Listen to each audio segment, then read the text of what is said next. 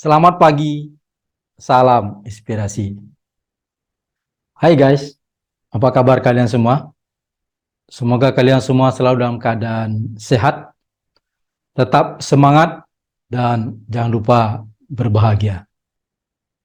Sekarang ini sedang viral di tengah masyarakat berbagai macam kasus yang kemunculan kasus tersebut adalah akibat pamer harta. Oleh karenanya coba kita diskusikan kenapa mereka pamer harta. Padahal kalau kita lihat orang-orang lain yang lebih kaya dari mereka, itu malah biasa saja. Terutama mereka-mereka yang kaya raya akibat prestasi atau akibat karya yang sangat spektakuler. Seperti Steve Jobs, ya, Bill Gates, Ronaldo, Messi, itu sangat kaya raya. Tapi mereka tidak kita dengar pamer harta. Oleh karenanya, ya coba kita gali kenapa mereka pamer harta.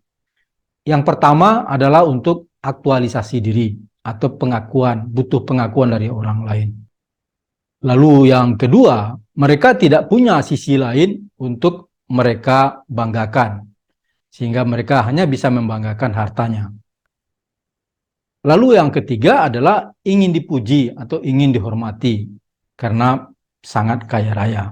Lalu yang keempat, kalau kita bicara tentang teori hierarki Maslow, itu mereka berada pada level nomor 3 dari bawah, itu belongingness need, atau mereka masih dalam hatinya hanya butuh memiliki sesuatu atau barang. Lalu yang kelima adalah biasanya untuk menutupi kekurangan. Apakah itu kekurangan dari sisi penampilan atau kekurangan karena selama ini selalu miskin.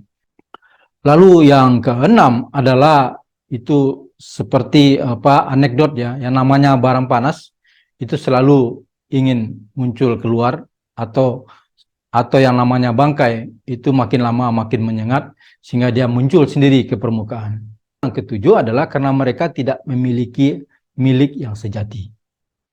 Mereka hanya punya sesuatu yang sementara dipinjamkan oleh yang maha pemilik sejatinya. Lalu apa saja milik sejati itu? Milik sejati itu adalah berupa nama baik, ya, berupa karya yang berguna, ya, lalu berupa kepribadian, ya, kepribadian yang ramah, yang santun, ya. Sedangkan milik sejati yang keempat adalah prestasi. Lalu milik sejati yang kelima adalah berupa amal kebaikan. Apakah itu sedekah atau ilmu yang bermanfaat, ya.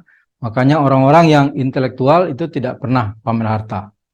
Lalu kita bicara bagaimana caranya generasi mendatang itu tidak ikut-ikutan pamer hartanya. Yang pertama adalah bekalilah anak itu dengan iman, ya, dengan kemampuan, ya, berupa ilmu pengetahuan, ya, berupa pendidikan yang tinggi serta berbagai macam keterampilan.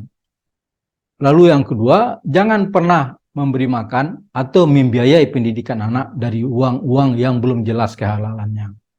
Lalu yang ketiga adalah tanamkan dan pelihara kejujuran dalam lingkungan keluarga. Karena semua kejahatan itu bermula dari ketidakjujuran atau kebohongan. Demikian sharing kita pada pagi hari ini. Semoga ada manfaatnya. Salam inspirasi.